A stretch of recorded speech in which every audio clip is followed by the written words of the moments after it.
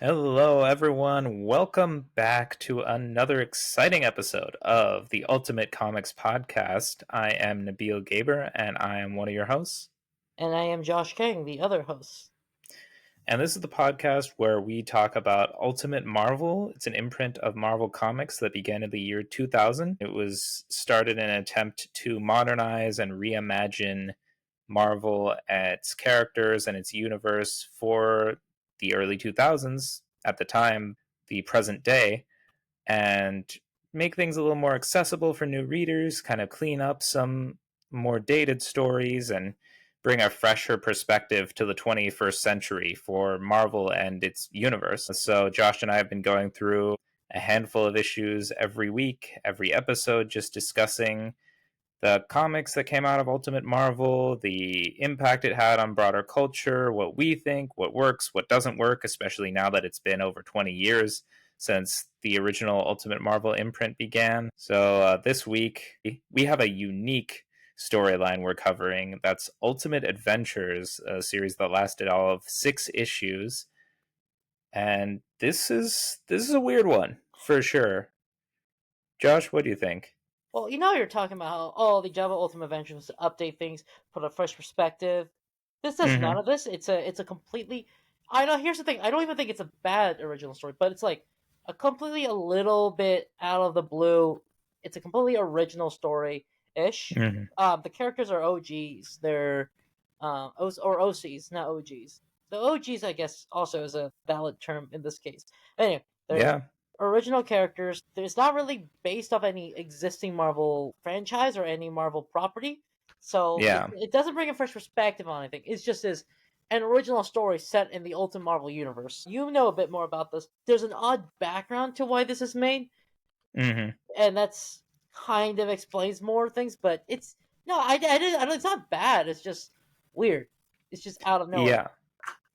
No, it is weird. I agree with you 100%. And it's not a bad comic. This is just strange in how it doesn't entirely fit into Ultimate Marvel. Like you were saying, these are entirely original characters that were not pre-existing in the Marvel universe. And so this story is not adapting any Marvel characters into this new Ultimate universe. It's actually mainly just kind of a spoof on Batman and Robin, who almost everyone knows.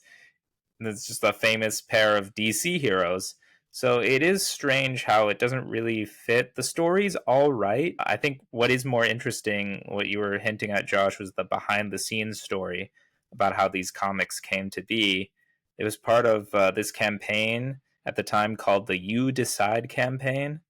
And there were 3 different titles that started off at that point, and readers, through sales and through their thoughts on the comics, decided which of these 3 titles was going to keep going the distance. So one of these was Ultimate Adventures. The other one was Marville, as in like a town, like Marville, but like it's written by, at the time, it was the president of Marvel Comics, Bill Jemas, and it's kind of a satire on the comic book industry. And Marvel is considered, I've never read it, but it's widely considered maybe the worst comic of all time for some people. Maybe a special episode one day. Yeah, God. Oh, for our sake, I hope not. I don't know if I could handle it, even for research purposes. Well, I mean, we've read some bad comics, and to be fair, this one there were some really bad comics that I had difficulty going through. This wasn't one of them. I'll be fair to this one. I like this one. I expected the worst of this. I finished it really quickly. It was fun. So Yeah, I don't think it was as bad as we were led to believe originally. The reading guide that I went to for Ultimate Marvel, as we go through these issues, it said for this series, like, terrible, doesn't fit into the Ultimate Universe, don't recommend reading it. And that almost deterred me, but I read it and I was like, it's not terrible. It's no, not it's good, I but it's very readable. And also, I think the behind the scenes story does entirely make it worth it too, because this is also an interesting case where this series came out over the course of a year and a half thanks to so many delays. It was 6 issues. Like, for a monthly title, that should be 6 months, but with the number of delays, it took a year and a half. And by comparison, the third title in this You Decide campaign was Peter David's relaunch of Captain Marvel, And in the time it took for Ultimate Adventures to come out with 6 issues, Captain Marvel had already produced like 18 issues. Well, I will say this. I think the word best would use to describe this, and I can't believe I didn't think of this earlier, is it's out of place. Not bad. It's out of place, and honestly reads. So I'm gonna out myself here, but as a kid in high school and college, I read a lot of fanfic, and this reads a lot like a fanfic. I think Honestly, you read a lot of fanfics to this day. I don't know what you mean by that. Name one exactly. So All right, correction, you write more fanfic now. that's right. Uh, Okay, we agree on that. but the writing is every character kind of talks the same. It kind of actually is very, very reminiscent of Bendis talk, except Mm-hmm. it's kind of more Bendisy than Bendis, which is not a good thing. It gets a little obnoxious sometimes, but it's a fun read. It reads a lot like, I don't know if I'm diving too much into fanfic, but like there's a lot of Marvel and DC fanfic where you basically or someone just grabs a Marvel character, puts them in DC or vice versa, and Mm-hmm. then they make them have like really snappy, quippy dialogue. And this is it. Someone grabbed a couple DC characters, moved them to Marvel, added some pop culture stuff, and then a ton of quippy dialogue, and that's it. Well, first off, Josh, you could never talk too much about fanfic. That's Like, right. please indulge yourself. I would love to hear all of this. Gives me much more material to work with. But at the same time, yeah, you're right. The dialogue is very Bendis speak. It's very choppy. It's very snappy and witty. And I think you're saying to it. I find it a little annoying and a little too much at times. The writer for this comic is Ron Zimmerman, and you probably don't recognize that name, and I didn't either for anyone listening. He doesn't even have a Wikipedia page, by the way. He does have an IMDb page, however, Yeah. because Ron Zimmerman was actually much more famous as a television producer and screenwriter. I went on his IMDb page and I found he was a consulting producer for 20 episodes of Shake It Up, that Disney Channel classic starring little known actor Zendaya, if you've Yes. ever heard of her. And Bella Thorne, if you heard of her. Icons, Like, legends, the yeah. moment. Yeah. And Zendaya is kind of relevant to our stuff because Tom Holland's Spider-Man is not ultra dissimilar from Ultimate Peter Parker, so. Yeah, fair enough. They Yeah, have and some pretty clear similarities. But anyways, we're getting a little off track here. yeah. The whole point about Ultimate Adventures is that also it was mainly started because the characters in this Hawk Owl and Woody are the stand-ins for Yes. Batman and Robin here, and they were created by a staff member of the Howard Stern show. And the main Classic. reason that Ron Zimmerman was asked to write this series is because he was on the Howard Stern show and he had this interview at the time. And the big higher ups at Marvel, like Joe Quesada and Bill Jemas, they were really impressed with his appearance on the show and how he talked about superheroes and everything. And so he was pretty well connected to like the editor in chief and the publisher and the president at Marvel. And so despite the fact that he didn't really have much comic experience because of those connections, he did get to write a few comics. This isn't the only one. Ron Zimmerman's mainly known for writing Rawhide Kid, which was like a Marvel Max title that was mainly about cowboys, like it was a Western, but it also was very controversial because there were a lot of gay undertones, Oh, like which, Brokeback Mountain. yeah, literally. And Yeah. like, honestly, I'm here for it. Hell yeah. Mm-hmm. Well, Brokeback Uh, Mountain got an Oscar, so gay cowboys is like a really good concept. And the other gay cowboy movie is the one with what's his face, Channing Tatum, who plays Gambit in Deadpool. Magic Mike. That's also about gay cowboys. that's strippers. No, but there's also a scene where they all dress up as cowboys. Because they're strippers. Tomato They're not potato. actual cowboys. Tomato potato. What is a cowboy? What? Anyways, I see your point, but they're really just strippers dressed as cowboys. That's like if you called them like police officers because they showed up in cop outfits. Okay, a lot of Texans. We both lived in Texas for a while. Just go say they're cowboys, and you go, dude, you're an accountant. You live in Austin. You just wear cowboy boots and a hat. If that guy's a cowboy, Channing Tatum and Matthew McConaughey are cowboys. Did you say Matthew McConaughey? Damn right. And he's gonna be our governor of Texas someday. So yeah. You know, at this point, I'd take it. Anyways, Ron Zimmerman also is known for writing Get Craven, which is also known, honestly, as one of the worst comics ever. It's a shame. Ron Zimmerman did pass away in July of 2022. So, RIP. Don't want to throw disrespect on his name. I think this is a good effort, this comic. I just think it doesn't fit in Ultimate Marvel. Not bad, just out of place. Yeah, it's not bad. It's just out of place, and the art is great. The artist for this is a guy named Duncan Fegredo, if I'm saying that right, and he's a British artist that was pretty well known for work on Hellboy. Also worked with pretty big names like Peter Milligan on this comic called Enigma, and with Grant Morrison on Kid Eternity. So the art is, I would say, pretty good in this, and with a pretty well established comic book artist.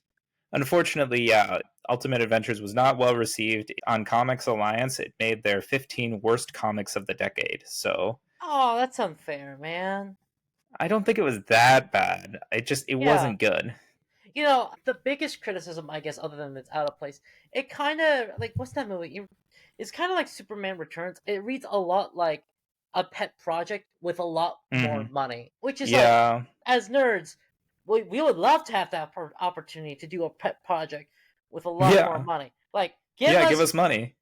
give us $500 million, Marvel. We will make a super fan centric thing. Like, it's probably not going to make your money back. It definitely will not make your money back. No, Josh, you were just pitching me a comic idea a few days ago. I pitch you a couple good comic ideas every other year, and I'll be honest, I think some of them are good. Will they make money? Probably not. Like, I'm gonna be totally honest.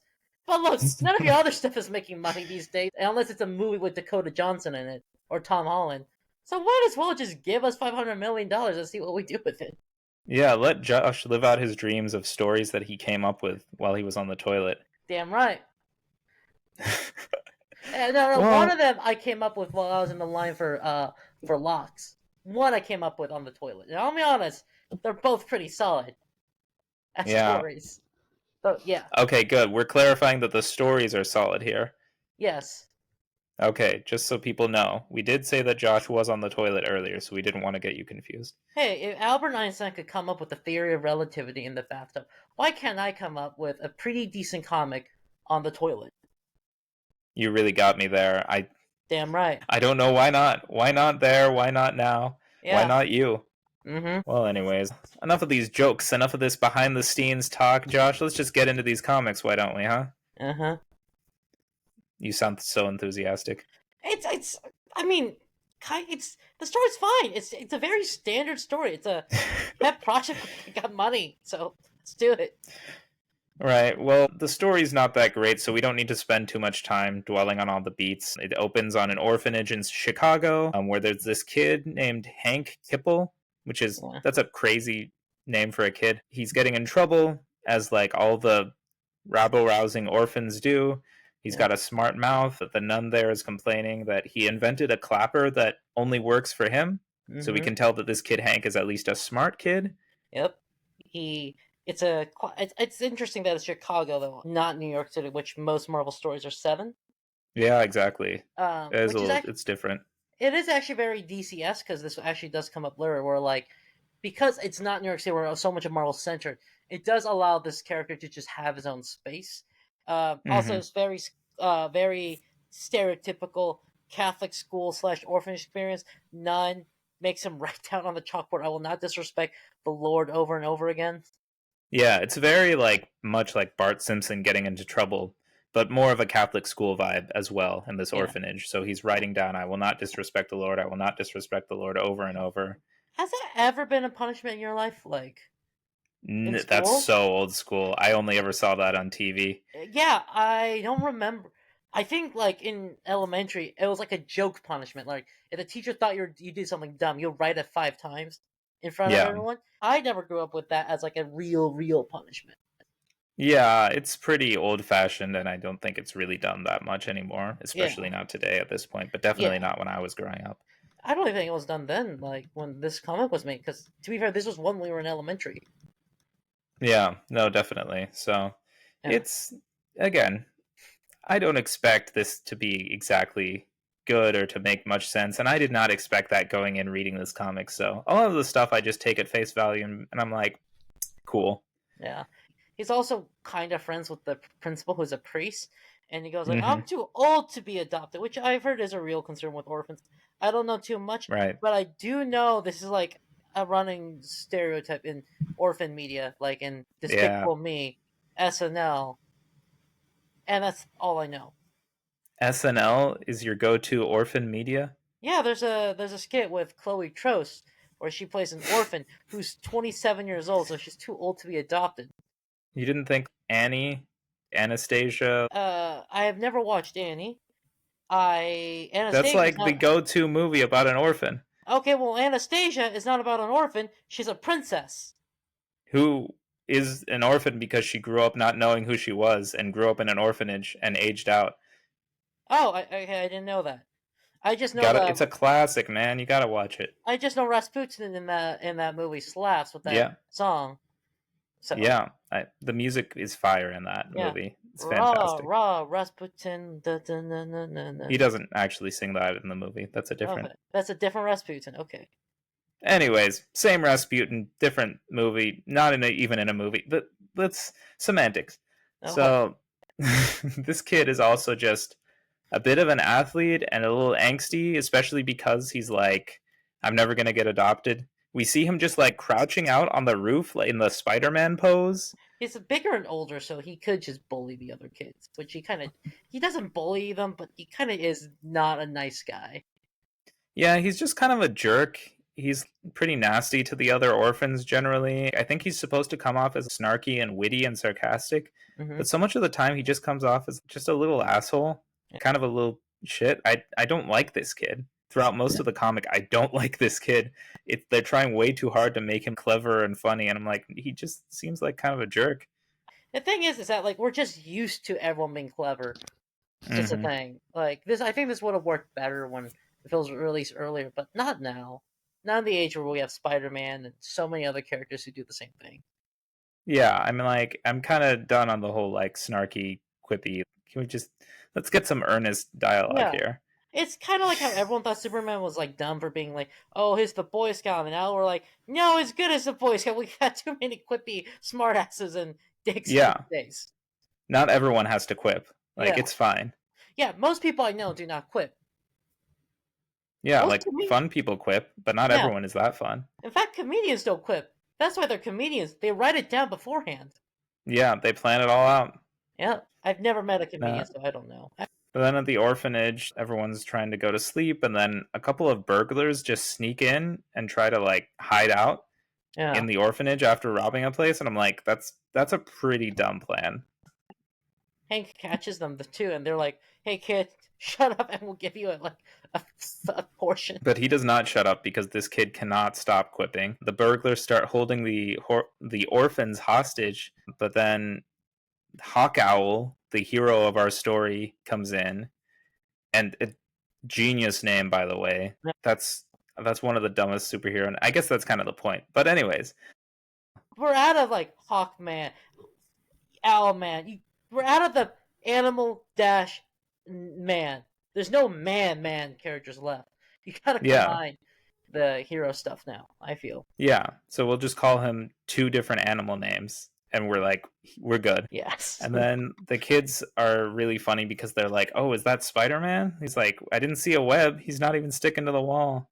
It's yeah. really funny how in universe people don't even know who this guy is. And The Hank tries to help him out by using the clapper to turn the lights on, but that that only blind, blinds blind Hawk Owl and Hawkeye because goes he's like, I have like tinted visors or whatever, or sensitive visors, because he's like a Batman character. yeah, exactly. Yeah, So it's a pretty funny moment of like, oh, that it wasn't so helpful. So Hank turns the lights back off, and then Hawkeye is able to save the day by working in darkness, as yeah. brooding vigilantes usually do. Yep. And all the kids are super excited later, and they're talking to the priest and to the nun about it, and making stuff up. And Hank's like, "Whatever, I'm over it," Yeah. which means obviously that he's cool. The next day or sometime later, Jack Danner, local billionaire, visits the orphanage with his family. Aunt Ruth and his butler, though we find out is also his friend, Daniel Tolliver? I think it's Tolliver. Tolliver. Oh, dang Tolliver. It's kind of like the stereotype of Bruce Wayne, you know? He's supposed to be kind of Mm. this dumb billionaire with some sense of like social good, I guess. But like, he kind of seems really careless, so. Yeah, he's kind of a himbo, I'll be honest. He seems like a nice guy, but he's also no thoughts head empty most of the time. He's pretty dumb and like inept generally. And his family, they're pretty nasty. Aunt Ruth is just pretty mean to him a lot of the time, and Tolliver is also sarcastic and rolling his eyes all the time. And Jack Danner's there to adopt kids, and they're totally against that idea. I would be against him adopting kids too because he kind of seems he's not ready. He already paying for their college, you know, that's good enough. He is not in a position to be a father. And to be fair, it's not trying to be a father. He has actually a bit, is actually a bit more sinister than that. Yeah, he's got his own agenda that we'll find out as the story goes on. And I think a lot of the point of the story too, like you're saying too, is like this guy should not be adopting a kid. And I Yeah. think a lot of it is really meant to satirize and comment on the problematic nature, I would say, of the whole Batman and Robin origin and the basis of these characters. Which I'm like, I get it, but let us have fun. Yeah. I mean, the thing with Batman and Robin is that there is an explanation. It's all fun. This one is just like, hey, you know all the jokes we made about Batman and Robin as kids? Imagine that, but that's the actual character. Yeah, it's like, okay, well, this is kind of not fun anymore because you're just poking holes at all the flaws of Batman and Robin, which it makes sense for the time. Early 2000s was definitely a time to like deconstruct and poke holes and poke fun at and comment on a lot of the issues with these characters and superheroes in general. But I'm kind of over it. I'm like, I don't care. I love Batman and Robin. Stop trying to ruin my fun. It's also a little weird because Bruce Wayne is like in some versions he's a himbo, but it's an act. But Yeah. here but like his adoption of Robin is supposed to be like this genuine act of who he is on the inside. Who's this? He's like a person who has difficulty caring, but he does have strong feelings and he cares. In this one, he is an actual himbo who has Hmm. actual sinister motivations for adopting Yeah. a kid. So it's like the worst of both worlds. Yeah, it's not great. Even at the orphanage, Jack is there to give this pretty weak speech to the orphans. He is stumbling over his words, and Hank is the one to challenge him and call him shallow and call him out on a lot of the BS and stuff he's saying. Yeah, And the priest then calls Hank in and is saying to pack his things, and of course Hank's like, oh my gosh, I'll apologize, I didn't. And he's like, no, like Jack wants to adopt you, which is crazy. The one orphan that wasn't buying all of his lines and all of his speeches or whatever, the yeah. one orphan who was like sassing him and giving him back talk, he's like, nah, I want to adopt this guy. It makes kind of sense because like the other orphans are much younger. And when he says, "I'm adopting an orphan, I'm sending you all to college," a lot of the orphans thought it was gonna be him, and they're like, "Can you walk me to the bathroom?" And I guess Yeah. Hank is the most adult or like grown up of them, and you go like, "All right, Hmm. this guy, I don't have to potty train. I don't have to train. He's gonna get out of here in like 9 years tops. It's gonna be easier, I guess." Yeah. No, he definitely sees something in Hank that is different from the rest of the orphans. I mean, we find out it's not just that he sees things. It's a bit more like he's been planning this. Spoilers. He's been kind of been planning this for a while. Which is insane. This Yeah, it's nuts.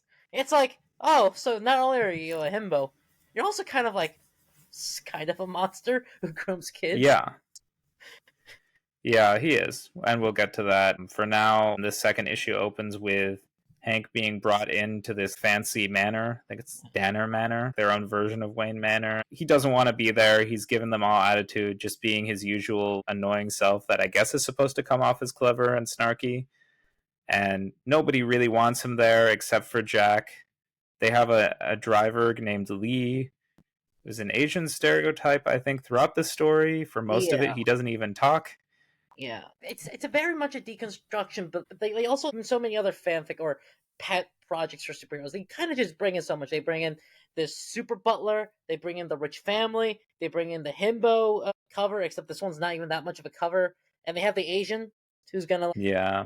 like it was in like this blue collar servitude role, but it's gonna have some other stuff. Yeah, it's a lot of the classic problematic elements that you throw in there. Yeah, And I it's. guess some of that might be intentional to poke fun at the whole thing, but yeah. I mean, like I think you can still have fun with it. It's just that it's very fast. It's very quick. and it's all Hmm. set in a universe where like you don't expect it to happen because that universe already is like a world with heroes with its own guys and everything. And also, Yeah, it gets annoying because Jack and Hank talk exactly the same. And maybe yeah, that's the point that, oh, Jack sees something with himself in Hank, and I'm like, okay, but like, they're talking way too similar to each other. They're too quippy, and they're quippy in the same way. yeah. Which is Yeah. very much a critique of the whole Bendis speak and this whole era of everyone has to be snarky and quippy and jokey with each other. Yeah, but at least with Bendis, and no disrespect to Zimmerman, like, because it's still a fun comic, but like, at least with Bendis, every character does seem to have their own voice. Not all the time. Yeah. Okay, maybe not all the time, but I feel Bendis he generally does a decent job of all the characters have their like, despite their quippiness, seem different, and it's fun to read. Yeah, it is quicker and more fun to read, I find, with the Bendis speak and dialogue and more fast paced.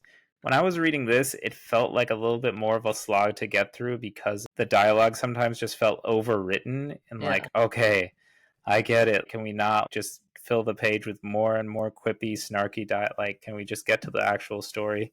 yeah, Which I think that is just mainly indicative of the fact that like Zimmerman wasn't really a comic book writer. He was more used to writing TV and sitcoms and things like that.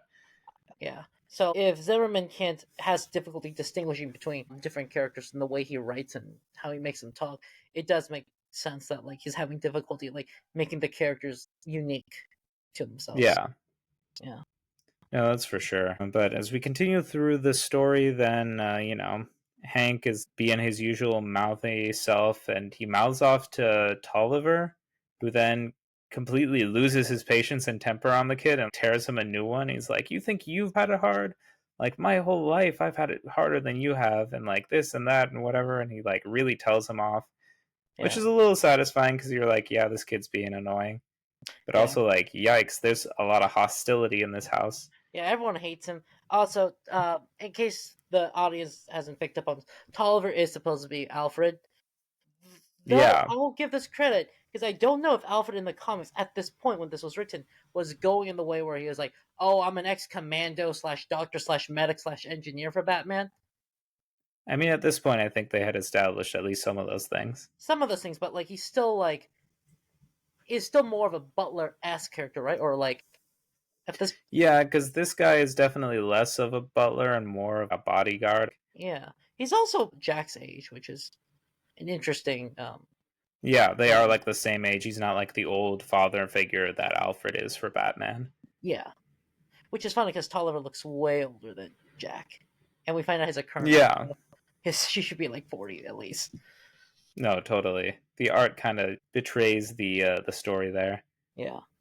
Um, Hank at one point is crawling up the walls again. Just sees the owl rocket just flying around. Hawk Owl is trying to fight a robbery. And you know, like the thing with Batman is that Bruce Wayne is kind of like he could be quippy. Batman's not quippy. He's a silent warrior. We kind of saw that when he was rescuing the orphanage. Here, his kind of like his quippy again. He goes, "Look how overpowered he is so overpowered. He just easily defeats the guys who are robbing the store and kind of he rubs it in their face. Honestly, Yeah, it's pretty funny and I think pretty satirical when we see Hawkeye busting up this robbery. There's this verbal exposition of like all his abilities. He's like, I've got amazing fighting skills, serious muscle, incredibly sophisticated, expensive weapons, and body armor, and all this stuff. And so it's really funny. I think they might be poking fun maybe a little more just at old school Batman and how they emphasize how he's got all these things all the time and everything. it's also just kind of reads like overkill. Like, hey man, it's so much overkill to bring in like this could survive a nuke, and I'm gonna use it to beat up robbers. Like, yeah, stop the robbery, man, but like it's so overkill.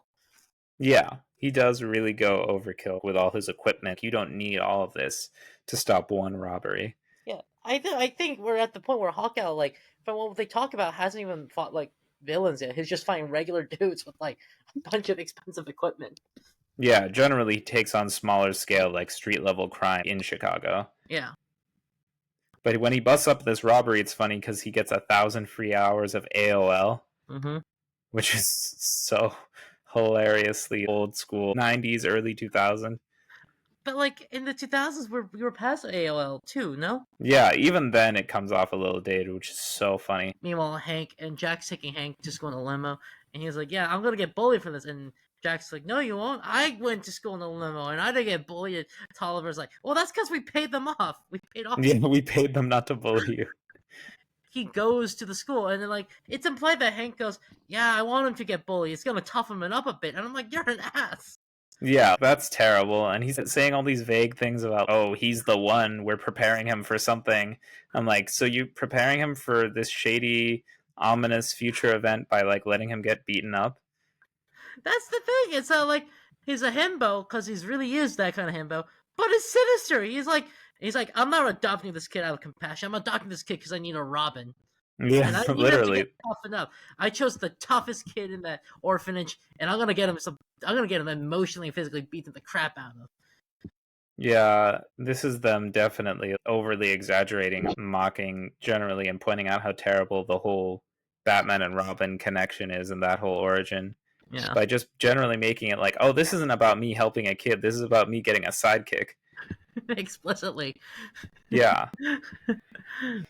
They Then at meet. school, Hank meets Principal Jones, who is a very old school, corny, old time dad joke educator kind of guy. And he's pretty nice and friendly. And there's a very fun explanation. So the principal went to school with Jack and his brother Joe, and he talks about how, like, all the tragic deaths in Jack's family. And he's like, oh, yeah, his brother Joe just died from stepping on a rake.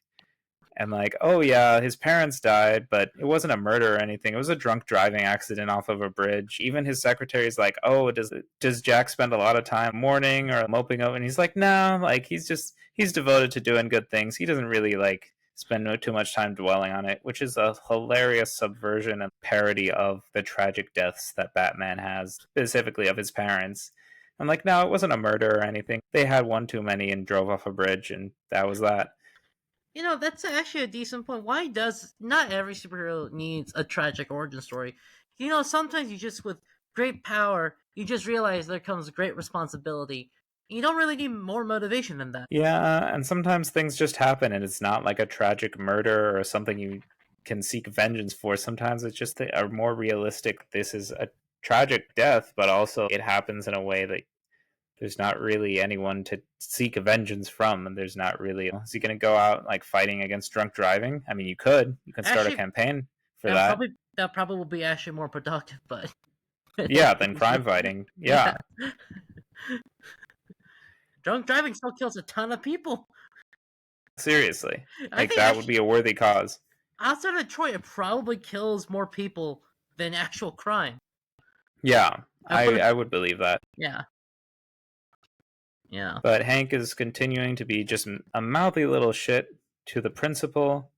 And so he gets sent to the remedial class where he's just getting thrown with paper airplanes and spitballs at him. And Mm-hmm. I'm like, yeah, I don't really feel bad for him because he's kind of annoying. Uh, I'm not worried too much. On the way home, too, he gets like thrown off the bus when he arrives back at the manor. And then next thing you know, at the end of this issue, Hank climbs up to the roof, sees like a giant cloud on the roof, what looks like a giant cloud, which is like, yeah, why wouldn't you follow whatever that is? Because that's suspicious. mm-hmm. And then he stumbles inside of it and realizes it's actually a nest. And this is like the owl nest, which is like Yes, the equivalent of the bat cave, really, yeah. that he's stumbled into.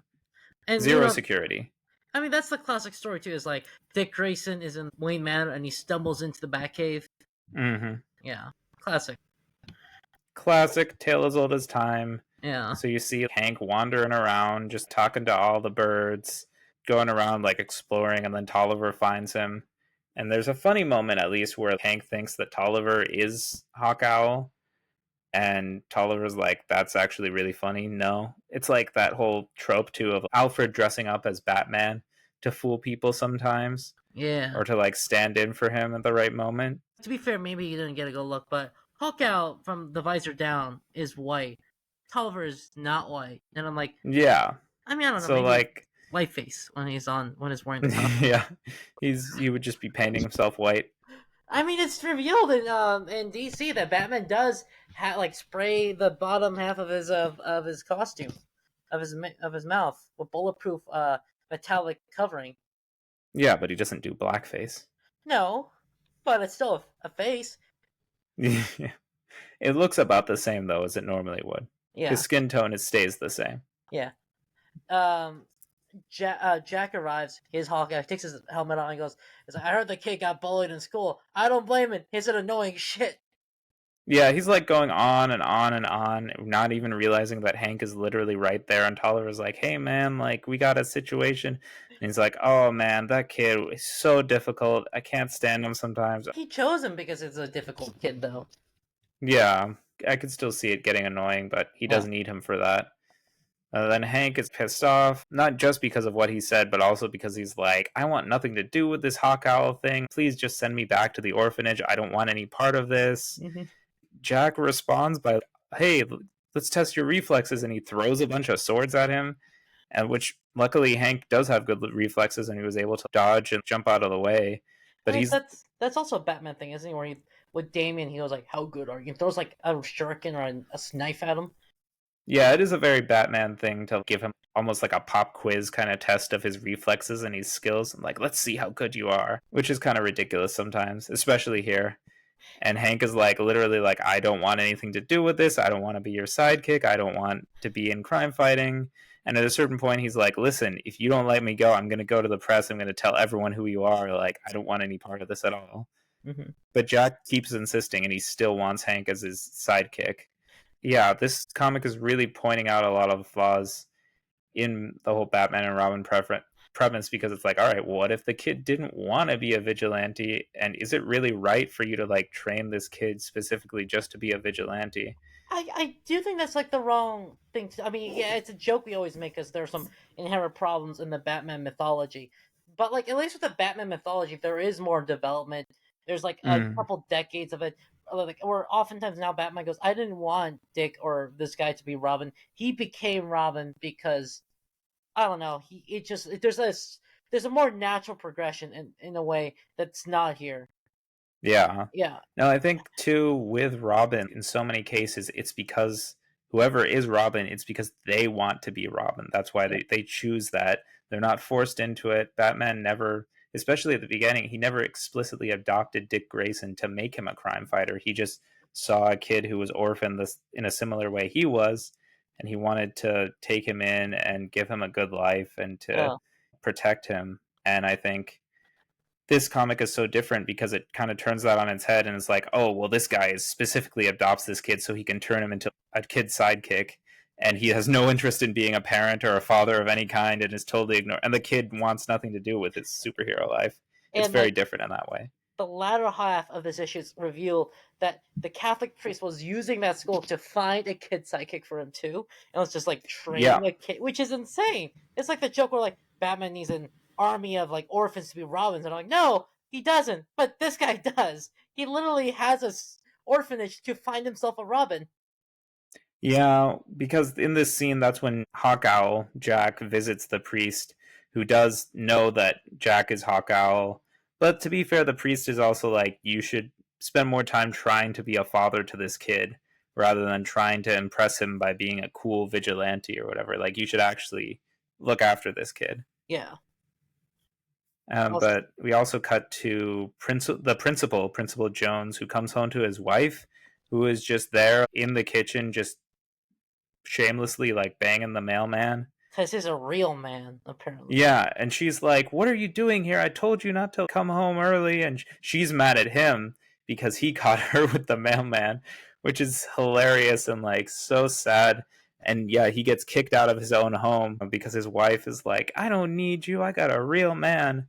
Hmm. So it's this comical, ridiculous plot line for the principal, but you see where it goes because it's going down a pretty bad path. Yeah. Hey, man, you never So feel like a real man after you get cucked. yeah. No, I mean, not that I have any experience with that, but it doesn't sound like you would. But yeah, Hank also back at the manor gets a new pet owl at dinner, I mean, and that he Al's just names totally. Ralph. Al's just already just live there, so Yeah, but he names one of them, I guess, and forms a connection. So you see him settle in a little bit in that way. But then Jack also goes to meet Hank at school later, and he talks to Principal Jones for a bit, and they catch up, and then Principal Jones and Jack see Hank getting beaten up by the kids and everything at school, and they try to intervene, but then Hank accidentally, by mistake, just totally out of reflex, decks the principal. Who Like, hits the ground on his head too. yeah, he hits his head really hard. He gets a really bad head injury, like on the sidewalk. The story with the principal just gets crazier and crazier as we go on. But this is just the beginning. Like because they're trying to get a Joker character in, basically. Yeah, no, this goes beyond the Joker. As I'll talk about it more as we see this principal descend further and further into villainy. This is a pretty crazy villain origin, I gotta say, and Yeah. that one of the most entertaining parts of the story for me personally. But yeah, then on the way home, Jack is talking to Hank and he's like, listen, I want to try being a good dad to you after his conversation with the priest. And Hank is like, all right, just quit being Hawk Owl. And Jack literally calls up Tolliver and he's like, all right, shut everything down. It's over. Throw everything out.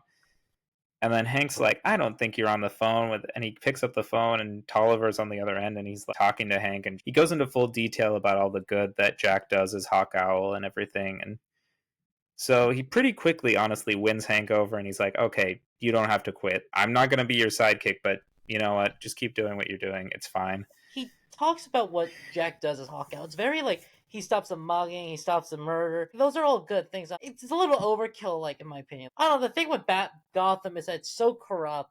It needs Batman to like Yeah, push it in the right direction. I don't know. Like maybe Chicago is actually like Gotham, but I'm like, I mean, but in a lot of ways, it is pretty similar. yes, but Chicago has problems now in real life. Yeah, Hawkeye's not fixing it. It's like he's doing such little things. Like I guess he's yeah, doing a good deal, but I'm like, if he just campaigned against drunk driving with all his billions instead of raising orphans to be Robins, he would still do more good for Chicago. It's yeah, yeah. yeah, That's for sure. Yeah, yeah, I agree with you. yeah, I think it taps on a very surface level number of crimes that Hawkeye deals with and doesn't go too deep into it. yeah. Because it's not fighting villains. Like to be fair, Ultimate Universe is kind of a newish universe. We're just getting to the superhero age, so I guess, but like he's not exactly doing stuff that like if it wasn't for him cannot be done. Is my thing. Yeah, Yeah, no, that's true. yeah, Like, pretty much any vigilante could be doing what he does. He's not yeah. using his full resources to their potential. Mm-hmm. But, this whole conversation with Jack and Hank and Tolliver eventually, like, gets them closer. They start to connect a little bit more, like, in the backyard. Hank and Jack are playing catch, and they're finally getting along. And what really shocked and surprised me is there's a giant hand that catches the ball when it like goes a little far out, and you see it's Giant Man, and the Ultimates are there, and that's how issue 3 ends. Like the Ultimates showed up in their backyard literally, and I was shocked. I did not expect to see them appear here. Yeah, it's odd because like the next issue just goes on with them talking with the Ultimates, and I'm like, hey, Hank Pym's been out of the Ultimates since like their first missions. Yeah, I think these series came out at around the same time between the 2002 to 2003 time frame. I mean, Ultimate Adventures also, like we said, was delayed a lot. And only had 6 issues. Meanwhile, the Ultimates had like 13 issues and still came out over the same amount of time about Mhm. as Ultimate Adventures. So I think at the time, Giant Man was still on the Ultimates when this was being published. But yeah, Yeah. it is weird because like in the reading order that we have, anyways, at this point, Giant Man has been kicked off out of after the domestic abuse and the way he treated Janet. So We get hints of this too, like not the abuse, but like he and Jen having this problematic relationship. Like, yeah, he's pretty nasty to Janet in this series and for Janet sure. basically goes like, "Kiss my ass" at one point. Yeah, exactly. They have some really nasty, snarky dialogue with each other. And Hank, the kid, is impressed with Captain America. He's like, looks up to him. He sees him as a hero. He doesn't really care so much about the other Ultimates. He's kind of roasting Iron Man too. And at the same time, too, Jack is kind of annoyed that the Ultimates just showed up in his backyard. And Mhm. Captain America's like, oh, this is government business. And Jack's like, all right, Hank's going to join us. And Cap's like, no, this kid's not joining us. And he's like, no, I insist. Jack is also kind of annoyed with Captain America because Hank looks up to him and he's like, "Oh yeah, I've never had a hero like him before." And Jack, that probably hurts him because he's like, "Damn, I'm supposed to be your adoptive father and you don't even look up to me I the way mean, you look up to Captain America." like, no crap, like, you fight a mugger, that's cool. Captain America fights Nazis. Yeah, it's a whole different playing field. He's a living legend. And their big thing is that, oh, they want to recruit Jack for the Ultimates. And I'm like, really? This guy? Like, because Spider-Man has done more at this point. Yeah, he has done a lot, but Spider-Man is just a kid at the Yeah, same time. So they've been grooming Spider-Man for the Ultimates, but yeah, like Hawkeye, I think he's like highly skilled and resourceful. So I think maybe they think that he can be doing more with what he does than just like that is fighting true. street level crime. That is actually that's a good point. He is kind of overkilling street crime. Yeah, so they're like, all right, we want you to join the Ultimates, and we want you to be part of the team. Mhm. And it's really funny because Jack is basically like, nah, I'm not gonna do it. He also calls them out for just being a lot of jackbooted government thugs and for hunting down mutants as Yeah. well, specifically. This is like a thing, but I never got the this vibe that Jack Banner or Jack Warner, I forgot his last name, is this like very progressive, liberal, anti-government guy. Yeah, because they don't really delve into that Yeah. very much in the other issues. They really just touch on it when he interacts with the Ultimates, and you get the idea that I mean, Thor is talking about it too. He's like, "Oh, Cap, you just don't like him because of his ultra liberal, near flag burning activism, which we have never heard about until Yeah. this point. Like, it was never mentioned before, but apparently he is a pretty big political activist." And And Thor likes him because of that, because of course yeah. this version of Thor is very politically active. And Jack goes like, "Oh, Thor, you sold out." And Thor kind of goes, "Yeah, I kind of have." But also, I know we get a bit later. I never get the hint from these issues that there's some great mission motivating. I know we'll go into a bit later when they go a bit more into his backstory, but you just kind of get the vibe that Jack, and I don't think it's that wrong, that Jack's kind of like this rich kid who's trying to pretend to be superhero Yeah. more than anything else. And I never really, the impression to me, even though they explain it later, never really goes away 100%. I'm gonna be perfectly honest. It's not like Batman or Iron Man where there is this thing. Yeah, he doesn't have a very clear mission other than I'm gonna fight crime because Why reasons. not? Because I want to. Like, my parents weren't killed by muggers like Batman, and there was not a whole much of a tragic backstory.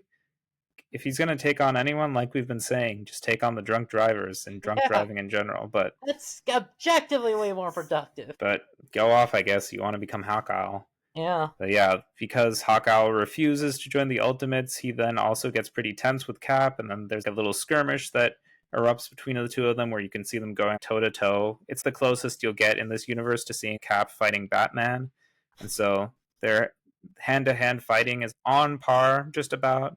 I think Hmm. Captain America has a little bit of the advantage, but they're pretty even. And then Giant Man breaks it up by grabbing them, and then Hawkeye sicks a bunch of owls on him, and then Thor hits Jack with lightning to get him to calm down. And it's this whole thing because then Captain America tries to arrest Jack, and then Tolliver shows up and he tells them off, and he's like, "Get out of here! You have no grounds to arrest us. You came into our place and Yeah. barged in here, and we don't need you here." So that's pretty much it for like the Ultimates appearance in this series. It's kind of a weird like insert too, just to be like, "Hey, we're in the Ultimate Universe, remember?" Like, Yeah.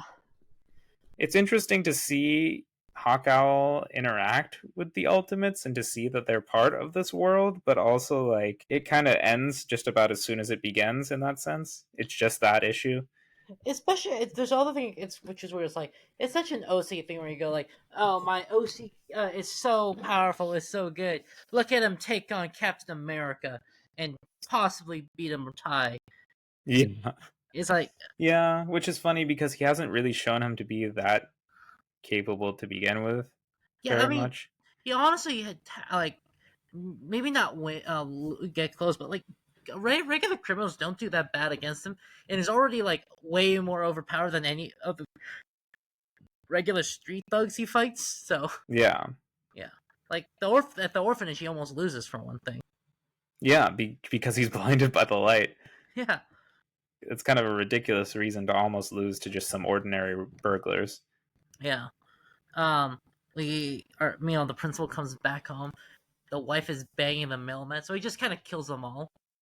Yeah, because the principal sustained brain damage from when Hank hit him and he fell on the sidewalk and got a bad concussion. So he just murders the mailman and his wife, sets his house on fire, and then his secretary is actually waiting outside for him.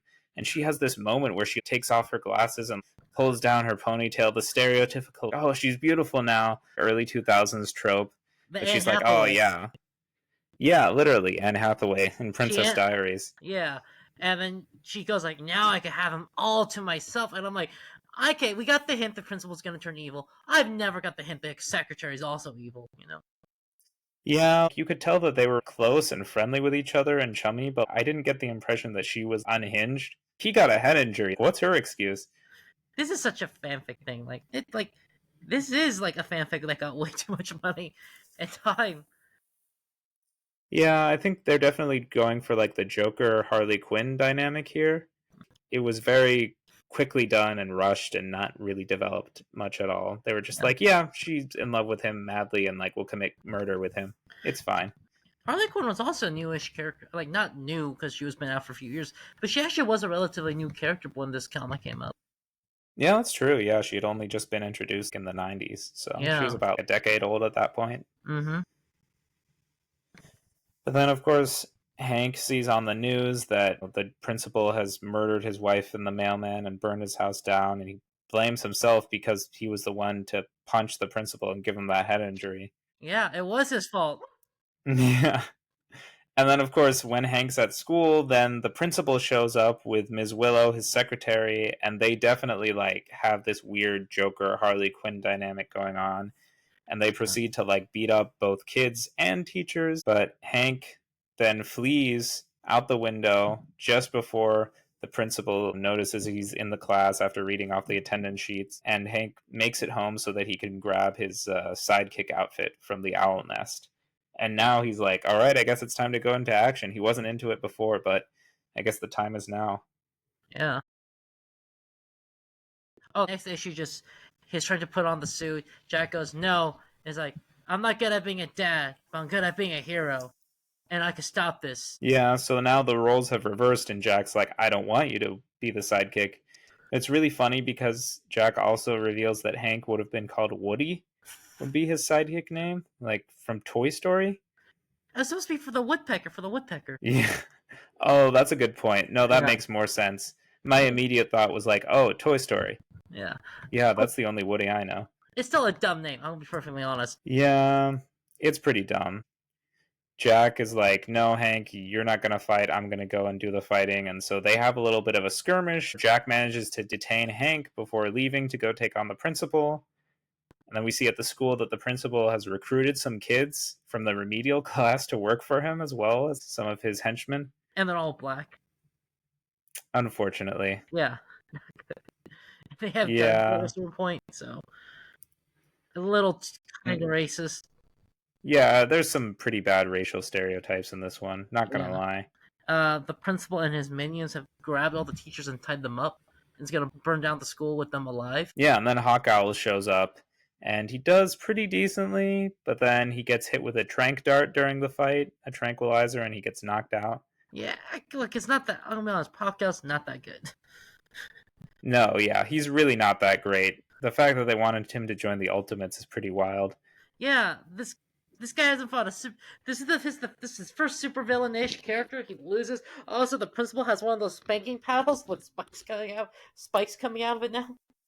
This principal is like a Captain Underpants villain, is what I always got. He gets hit on the head, and all of a sudden now he's got a spanking paddle, and he's like, I'm the principal, and I'm gonna give you an F. It's insane. And his secretary being his weird Harley Quinn, it's nuts. This is Yeah. definitely something straight out of Captain Underpants. Mm-hmm. And then back at the Danner Manor, which has a horrible rhyme to it, there's a ninja that arrives like outside of Hank's window. You can see in Hank's room that he trains in secret. He's got like paint cans is like held together to like do like a barbell and everything. But the ninja outside the window is revealed to be Lee, Mm-hmm. the Asian driver who stays silent at almost all times.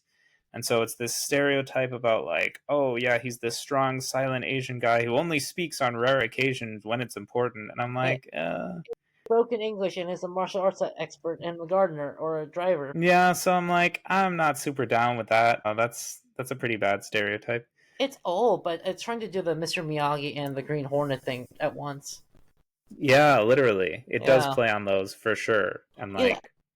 like, My thing though is like the whole thing with the Green Hornet is that, well, you have the Asian driver, and he's supposed to be the partner, and I'm like, well, maybe the Asian driver or Tolliver should be the hero, considering yeah, they have better seriously. qualifications. I don't know why Jack, the like white billionaire, has to be the hero when these guys are just as skilled as he is and are like basically his driver and his butler or whatever and just serving him. Like it's pretty bad. Like the black man and the Asian guy like serving the white man. Yeah, and they have more skills. Yeah, I'm like, I don't like the optics on this one. This is Yeah. why is Jack the hero here again? Honestly, Lee probably would have done better because he did the ninja thing. He snuck up on the window, and Yeah, Jack, with his heavy equipment, got his ass kicked. So, yeah, seriously. yeah. And we learn more about them too because then Tolliver arrives and he and Lee explain to Hank about how Aunt Ruth adopted both Jack and Tolliver before when they were kids, when they were orphans, and then they ended up getting trained by Lee's father, and Lee's father was the groundskeeper on the estate. Meet Mr. Miyagi. Yeah, literally Mr. Miyagi. They could not have played any more into this Hollywood stereotype. But there's this really funny moment where Lee's father, he talks to Tolliver and he's like, "You may call me sensei." And then he points to Jack and he's like, "You may call me master." Most insensitive, which was really funny because he's like, "I'm not going to have the black kid call me master." That's problematic. I'm glad they called that out at least as problematic. Yeah. And he does intense trainings. He ties them to trees with cinder blocks. Yeah, a lot of the usual Karate Kid stereotypical trainings of like, this is so difficult and how am I going to get out of this? And he's like, well, you got to do it if you want to survive. It's revealed they won a lot of fighting awards too. And one day, And Jack saved an owl from a hawk, and he killed the hawk. So now he is the hawk owl, and the sensei just goes, "That is his burden, his blessing, and his curse." And I'm like, "Cause he killed a bird and saved this another bird." origin makes no sense. It's like, then I am the fly or the spider, because I've killed both those things. Yeah, that's insane. It's not really explained why Jack is awake and so almost supernaturally drawn to this hawk that is caught an owl and he chases after them and kills them. I'm like, what? Is he a mutant? Is he what power does he have? Like how is this it's never really fully explained. It's this bizarre origin. It's like, oh, he must be the one. It's like the Orientalists, like not to make it all like college level vocabulary, where like Edward Said, where he goes, "There's this old wise Native American or Asian guy, and he sees like he goes like, oh, you have a connection to the spirit world and nature because Yeah. you have like you ate like a Nacho Libre where they go like they eat the egg yolk of a bald eagle to gain its powers." But Yeah. this was more because he Literally. he killed a hawk and saved an owl. That's nothing. He killed an endangered animal. And it's like the only explanation we get as to why Jack is so special, honestly. And I don't really think it really comes in handy that often, Yeah, anyways. because it So doesn't. it's kind of crazy. It's not like he has powers too. Like at least with Batman, who has no powers, he gets thrashed by bats. He's afraid of bats, so he wants to take out his fear of bats and others. That makes perfect sense. Spider-Man can do anything a spider can do. This guy Yeah. like just combined two animals randomly. Yeah. That he randomly saw in nature and was like, oh, I'll kill them both. And now I have become Hawk Owl because my Asian sensei has taught me so. Yeah, and it's funny because the sensei goes like, "It's his curse, his burden, and a blessing," and I'm like, "In what way?" Like, what do you mean? I know a ton of guys who killed pigs and deer. Do I go to them? He's the stag boar. If we did, there would be so many people out there claiming that name. Yeah, the stag boar. I'm like, that's nothing. Yeah, like any random hunter could then be a superhero at that point. Yeah, you could be at the stag boar in L.A. That's how common it is. You could Like do it in I'm the Massachusetts. gazelle. the gazelle, The deer. the deer. I'm the trout. I went fishing one day. Half of Tinder is called the trout. Yeah. Oh my gosh. Unfortunately, yeah. Yeah. But yeah, it's revealed in the origin that then Lee, Jack, and Tolliver, they all joined the military and they got a lot of fighting experience. And then when Jack became Hawkeye, they laughed at him at first, but then I guess they all saw the good he was doing and they're like, I guess we're on board. It's also kind of it's still vague. I know they explained it like he saw the crime in the world and wanted to be Hawkeye, and I'm like what? Like Then why unless is he he, just fighting street crime in Chicago? yeah. Also, like he could just be a cop for Yeah. They might actually be just as But he killed a hawk and an owl. That has to mean something. effective. He is the Hawkeye. He is more than just a man. He is beyond man. He is the hawk owl. Except there's also Spider-Man, who has the actual powers of a spider.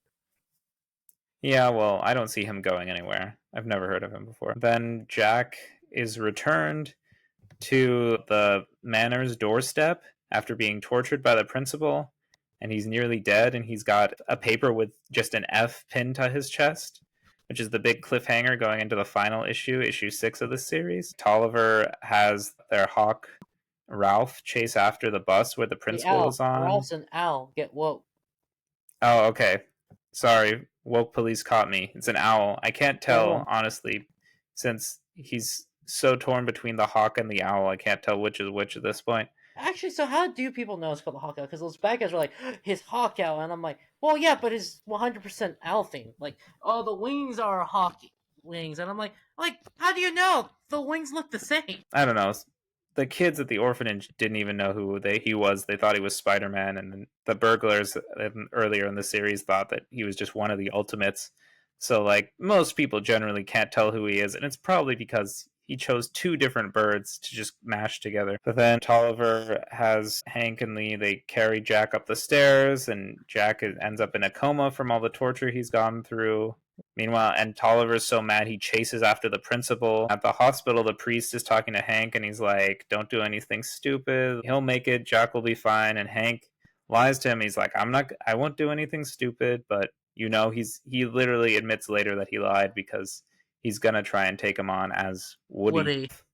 Ralph has Ralph the owl has a photo of all three of Jack, Tolliver, and Principal Jones when they were young. It's really funny because it's mainly in the foreground. It's Jack and Tolliver when they're young at this community center on a basketball team.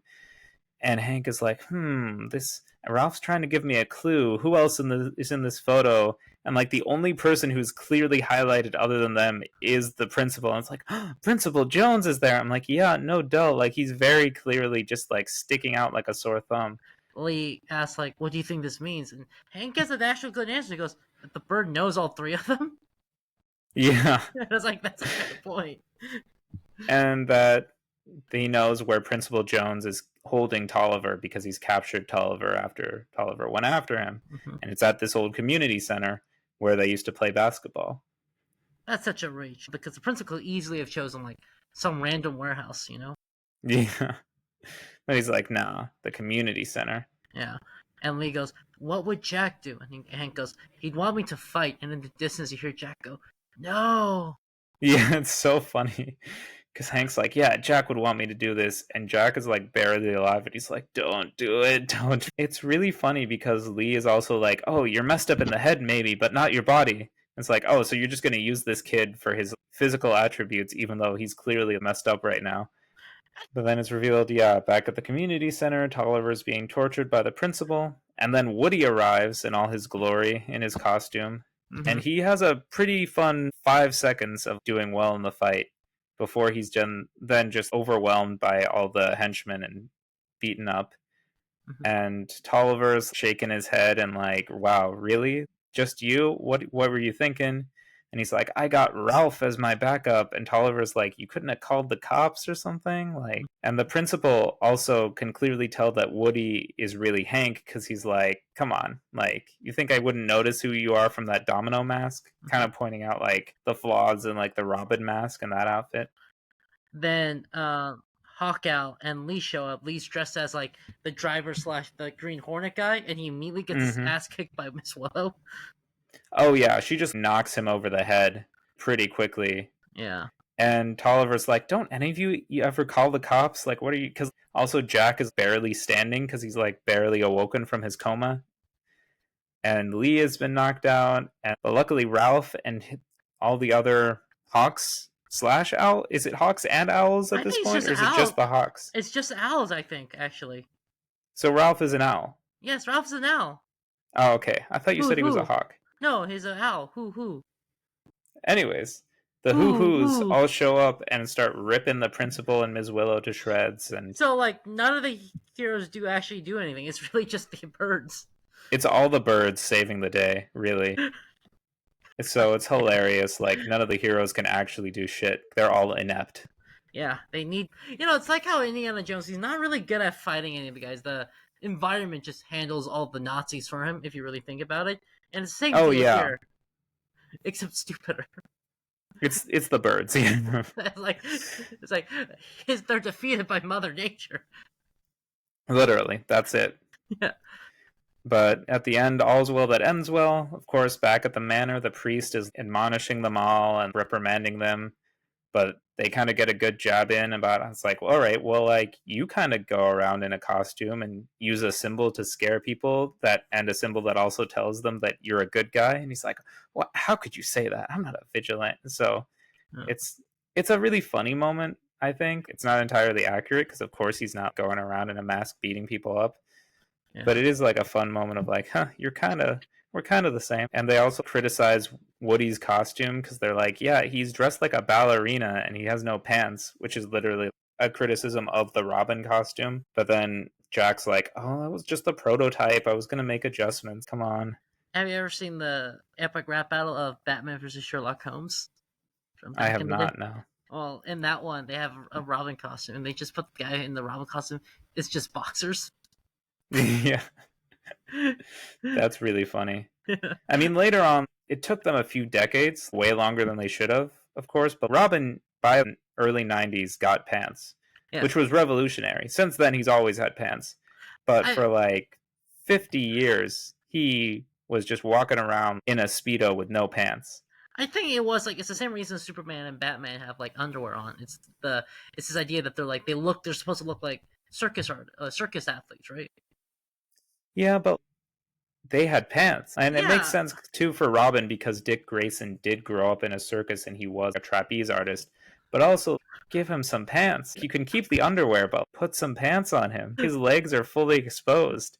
He looks ridiculous. I think there's some skit out there where like Robin's fighting some bad guys, and the bad guys, hey, I'm not comfortable fighting a kid with no pants on.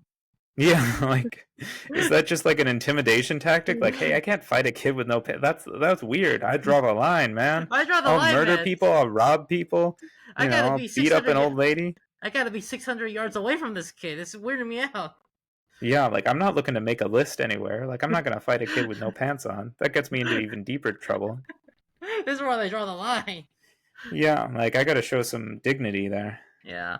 Aunt Ruth shows him, and she goes like, "Hey, Hank, you're in the family now, but also, Jack, I know you're this night owl.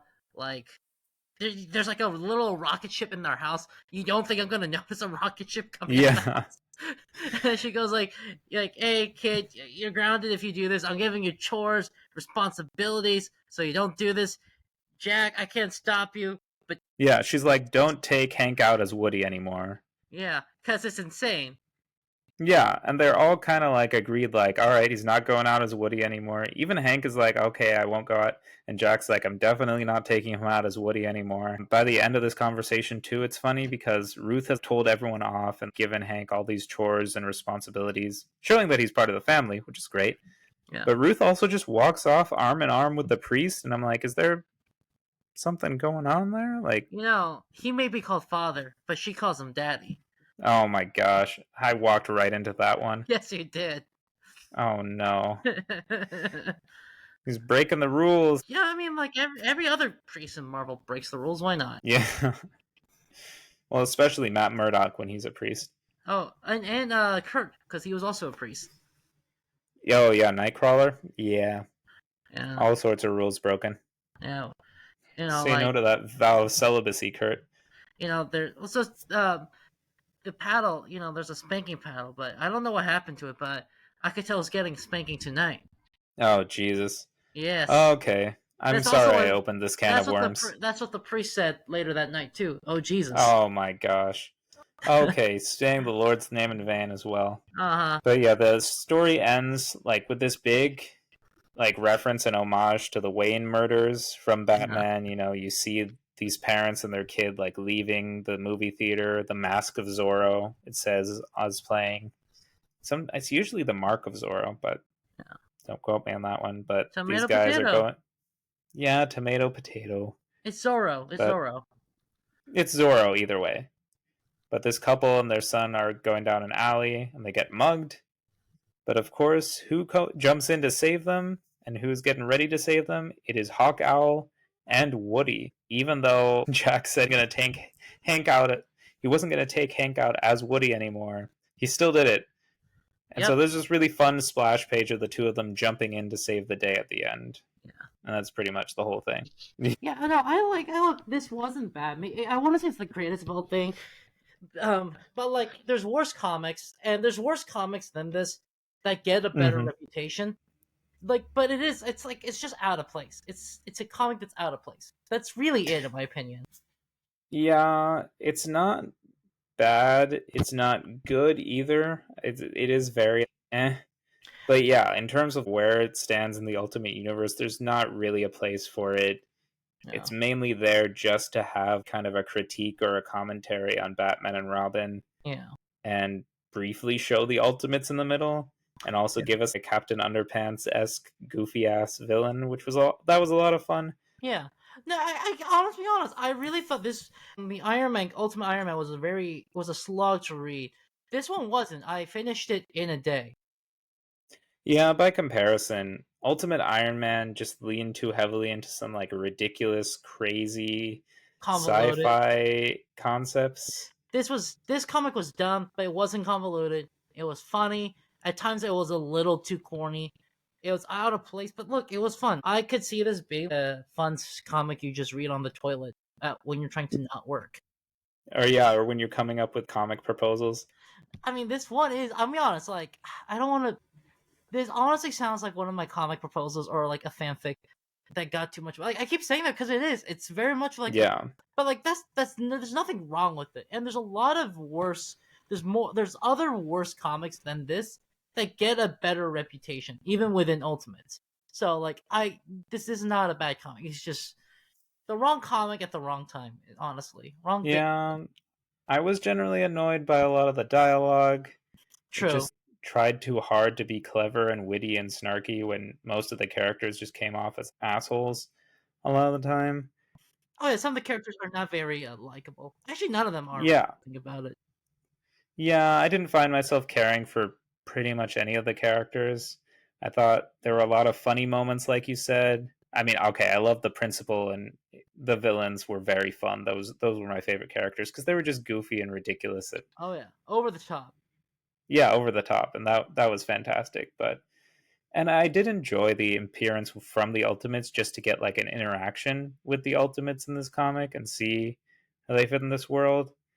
But other than that, all in all, it was all right. I Yeah. was I was pleasantly surprised that it wasn't egregiously bad like I thought it would be, but yeah, I don't even think it was actually that bad. I'll give it a 65 out of 100. Probably must grade out of 100.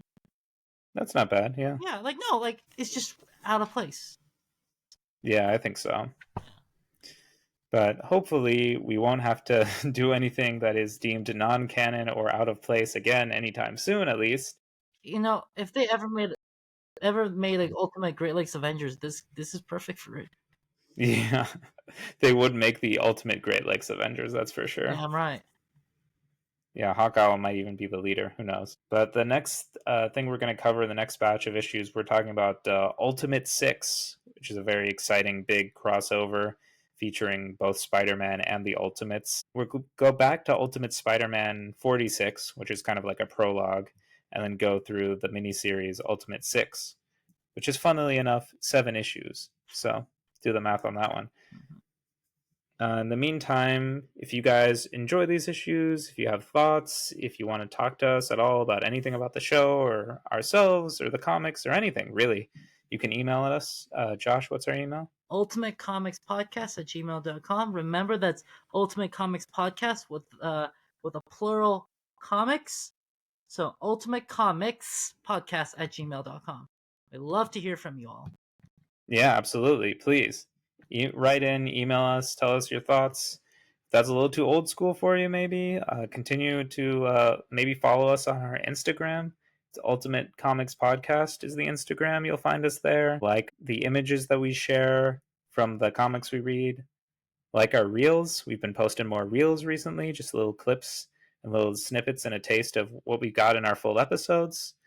Comment. We'd love to hear from you guys there. And yeah, thank you guys so much for all of our followers on our Instagram as well. Your support means a lot to us. All right, Josh, anything else for the folks at home? No, I think you've heard my piece. Well, and you've heard mine as well. So until next time, everyone, take care and make mine Ultimate Marvel. Adios.